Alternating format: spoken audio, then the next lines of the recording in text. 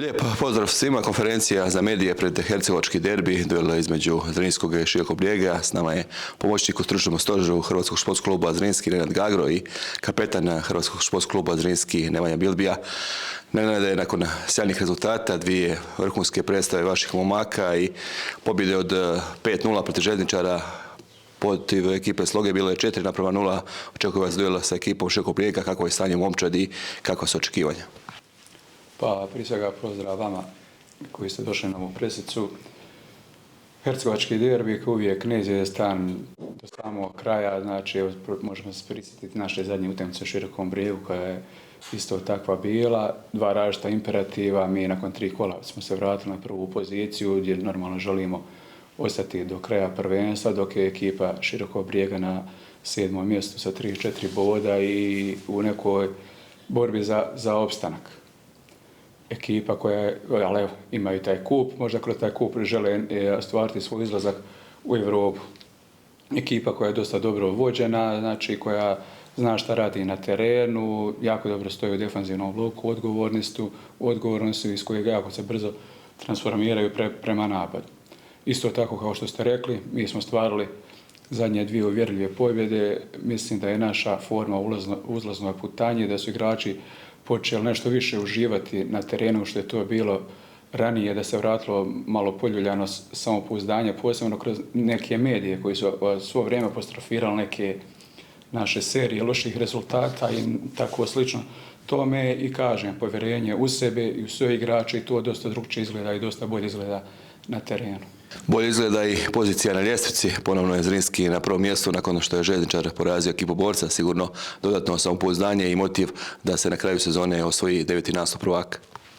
Pa jeste, normalno, mi težimo, mi radimo od prvog dana, zato zna se koje su ambicije kluba. Evo kažem, svo vrijeme momci su na maksimumu, znamo koliko to znači navijačima, je ta 9. titula, koliko znači nama, koliko znači klubu. Dešavalo se neke stvari na koje nismo mogli utjecati po pitanju ozljeda i nekih izostanaka, ali evo kažem, sad smo tu gdje želimo biti i želimo ostati do kraja tu. Prelazimo na Nemanju. Nemanja Zrinski zaista u posljednje vrijeme u sjajnoj formi, dvije vrhunske predstave, dvije uvjerljive pobjede i sada je pred nama nova utakmica, gostuje u Mostaru ekipa Širokog Brijega. Dobar dan prije svega.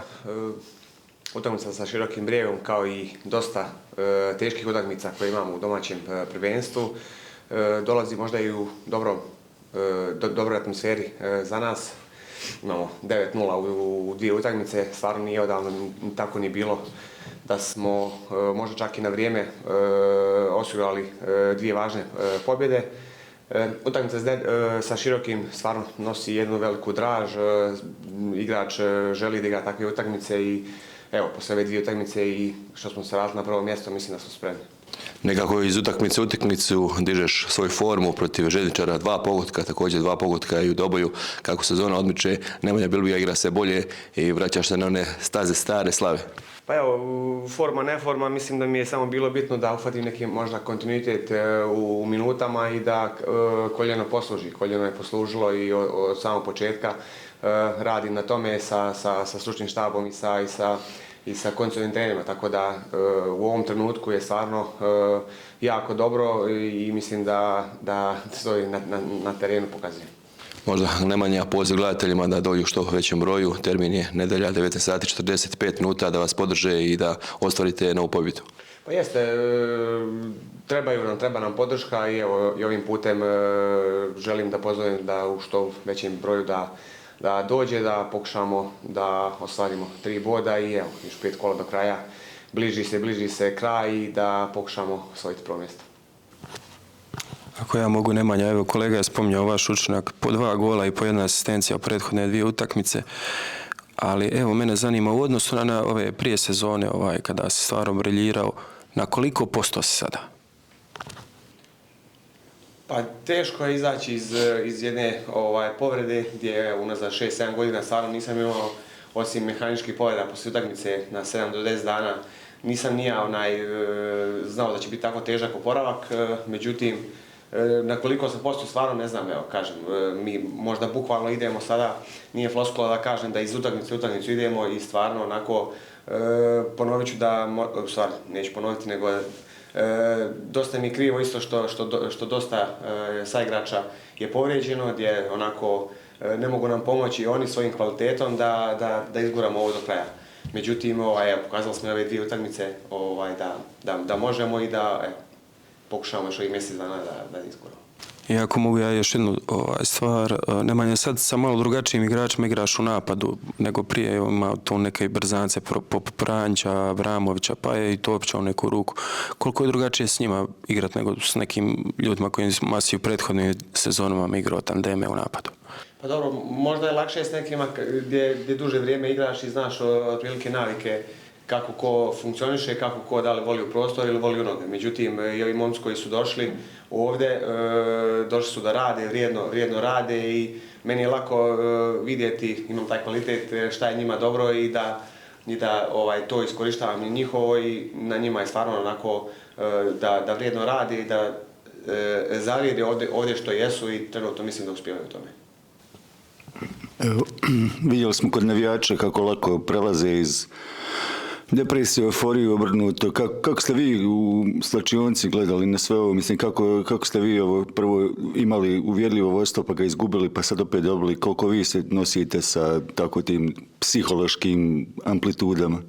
Pa svako na svoj način, međutim, evo, mogu ja reći u svoje ime kako ja se nosim. Ja se nosim da treba uvijek vrijedno raditi i vjerovati u pobjede.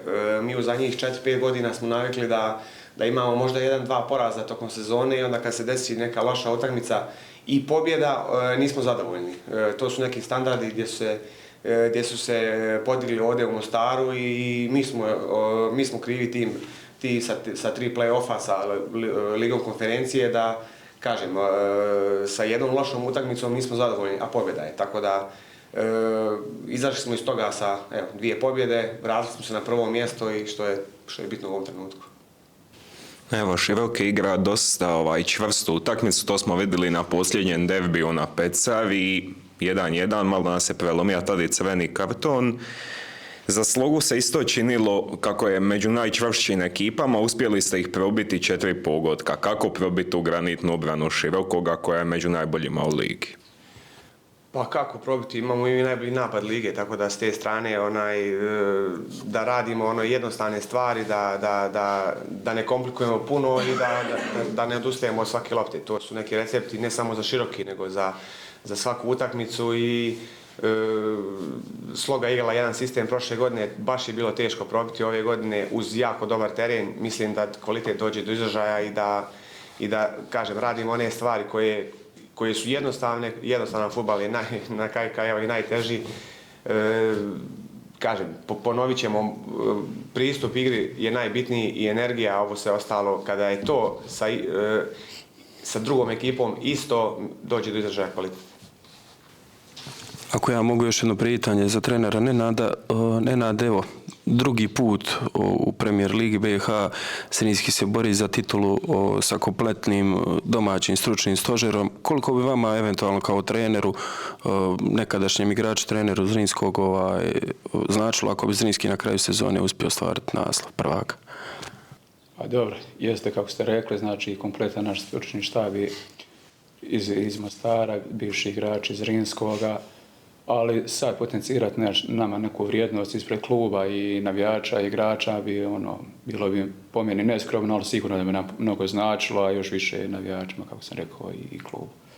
Nemanja, rekao si malo pre kako je nekada jednostavno igrati nogomet, pogodak za 2-0 u doboju tvoj pogodak nakon asistencije Mamića pokazao je kako je jednostavno igrati nogomet. Pa jeste, kažem, ponovit ću da kada se svako po pozicijama radi to što jeste, dobijemo Slogu Doboj i Želječar. Tako da, evo, i taj pogodak, prvi je meni pogodak desno nogom od povrede, tako da eto, iz te strane onako nešto vrijedno po mene. Nenade, spomenuo je Nemanja dosta tih izostanaka, u kadru nisu i dalje Barišić, Jakovljević, Šunjić, Ćavar, u posljednje vrijeme nijema ni Mula Husejnovića i Majića. Unatoč tim svim problemima sa kadrovskim problemima i problemima s ozljedama, Zrinski dalje ima širok roster, pokazati da ova momčad ima kvalitetu. Pa jeste, kao što sam rekao na početku, svi momci vrijedno rade, ono što sve potenciramo kroz ovo vrijeme, da su svi u kadru, u kombinacijama, da će doći prilika i evo ti igrači koji su zaslužili priliku, sad su je maksimalno iskoristili. Isto tako, tu bi napomenuo i naše juniore koji su u posljednje vrijeme priključeni prvom timu, znači u kombinacijama su za utakmicu, oni su vodeći u svom prvenstvu, ako bude ovaj tjedan, odnosno ovaj vikend, da osiguraju taj naslov prvaka i pohvalio bi rad u mladinskoj školi, trener u mladinskoj školi koji vrijedno i dobro radi i normalno da će nam ti kovoda momci biti u budućnosti kvaliteta na našoj strani.